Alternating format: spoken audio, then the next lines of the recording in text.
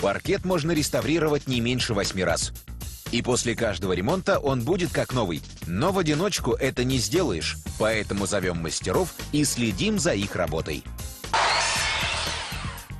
Первым делом рабочие должны отремонтировать испорченные плашки. Мелкие трещины можно просто замазать шпаклевкой.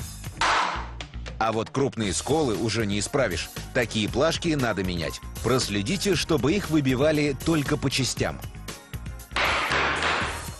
Ведь они крепятся на клик-замок и могут потянуть за собой другие.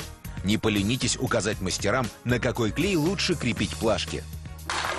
Сажать новую плашку нужно только на двухкомпонентный клей. Он не содержит влаги, как все остальные, поэтому сохнуть будет не 12 дней, а только сутки. Паркет издает глухой звук или скрипит, значит, плашки отклеились от основания. И даже не придется разбирать весь пол. В этих местах мастера могут просверлить отверстия. Через них обычным шприцем закачать под паркет все тот же двухкомпонентный клей. Затем плашки надо замазать шпаклевкой и поставить на сутки под пресс. Теперь понадобится циклевочная машина.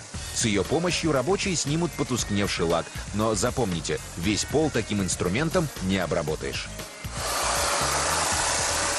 А вот в углах и возле стен барабанной машины работать нельзя, так как можно испортить поверхность.